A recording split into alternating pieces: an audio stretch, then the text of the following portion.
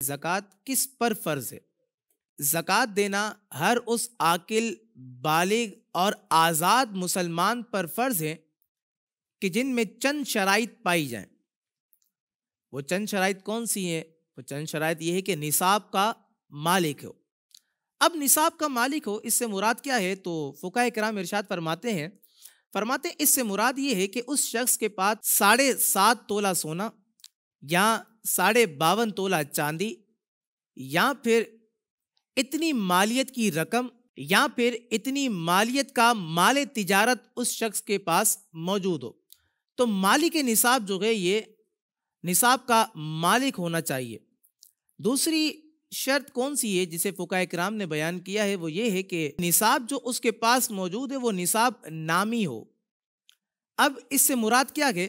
तो फ़ुक़हा किराम ने इरशाद ये फरमाया है कि इससे मुराद ये है कि भरने वाला माल, निसाब नामी यानी कि बढ़ने वाला माल। अब वो माल जो बढ़ता है उसकी दो सूरतें हैं, या तो हकीकतन बढ़ेगा या तो हुक्मन बढ़ेगा। हकीकतन बढ़ता है तो उसकी 3 सूरतें हैं, वो किस तरह बढ़ता है? तो फ़ुक़हा किराम ने सूरतों को बयान करते हुए इस बात को लिखा कि हकीकतन जो माल बढ़ता है उसकी पहली सूरत ये है कि ये बढ़ना तिजारत के ज़रिए से होगा। दूसरी सूरत ये है कि अफ़ज़ाइश नस्ल के ज़रिए से होगा, यानी जानवरों को जंगल में छोड़ देने से जो है माल में जो है इजाफा होगा। और तीसरी सूरत जो फ़ुक़हा किराम ने लिखी वो ये है कि वो माल खिलकी यानी कि पैदाइशी तौर पर नामी हो, जैसा कि सोना हो गया, जैसा कि चांदी हो गई।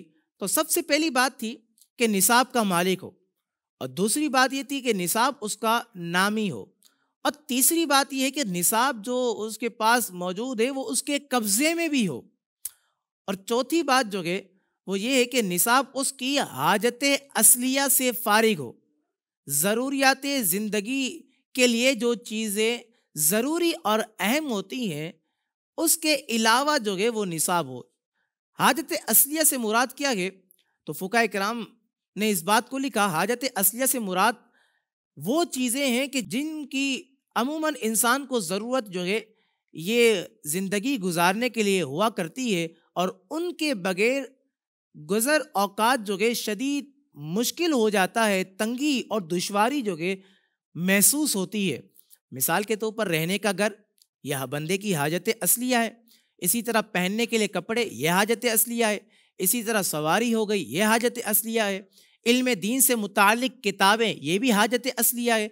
इसी तरह पेशे से मुतालिक औजार, ये भी हाजत असलिया है।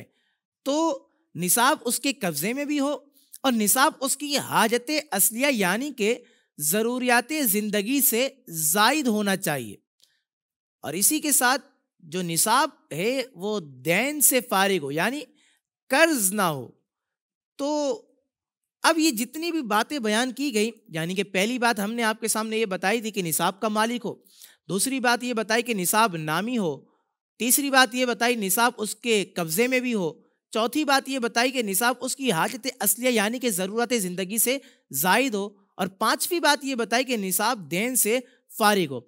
अब जो उसके पास निसाब है उस निसाब पर 1 साल भी गुजर जाए, यानी कि 1 साल जब गुजर जाएगा तो इन तमाम शराइत को मद्देनजर रखते हुए, इन शराइत की मौजूदगी में जो कि हर आकिल, बालिग, आज़ाद मुसलमान पर ज़कात की अदायगी जो है ये फ़र्ज़ है, लाजिम हो जाती है। अब जब आपके सामने ये बात पेश की ना कि निसाब पर जो है 1 साल का अरसा मुकम्मल हो जाए, 1 साल गुजर जाए, तो सालों के मुतालिक भी चंद अहम बातें हैं, उसे भी समझ लेना चाहिए। ज़िम्नन इस सवाल के पेश नज़र आपके सामने पेश करता हूँ। याद रखें कि साल गुजरने पर ना अक्सर अवाम सवाल करती है कि शमसी साल मुराद लिया जाएगा या कमरी साल मुराद लिया जाएगा या फिर क्या होगा? तो देखें, आला हज़रत इमाम अहले सुन्नत ने फ़तावा रज़विया में इस बात को लिखा, साल गुजारने में एतिबार कमरी यानी कि चांद के महीनों का एतिबार किया जाएगा। इसके अलावा मजीद आला हज़रत ने लिखा, फरमाया कि शमसी साल का एतिबार करना साल के मुकम्मल होने के लिए ये तो हराम है। तो इस बात की तरफ भी तवज्जो होनी चाहिए। अब सवाल मजीद तो ये भी पैदा होता है कि साल कब जो है ये मुकम्मल होगा, ज़कात के लिए साल ये कब मुकम्मल होगा। तो ज़िम्नन आप इस बात को भी समझें। फुक़हा इकराम ने इस बात को लिखा कि जिस तारीख और वक्त में, दोनों बातें, जिस तारीख और वक्त में आदमी साहिब निसाब हुआ, जब तक निसाब रहे वही तारीख वही वक्त जब आएगा तो कहते हैं कि उसी मिनट का एतबार किया जाएगा कि उस वक्त ही उसके निसाब पर साल का अरसा ये मुकम्मल हो चुका है। तो जितनी भी शराइत आपके सामने पेश की है, इन तमाम शराइत की मौजूदगी में जब ये तमाम शराइत पाई जाएं तो ज़कात देना हर आकिल, बालिग, मुसलमान, आज़ाद शख्स के लिए जो है ये फ़र्ज हो जाता है।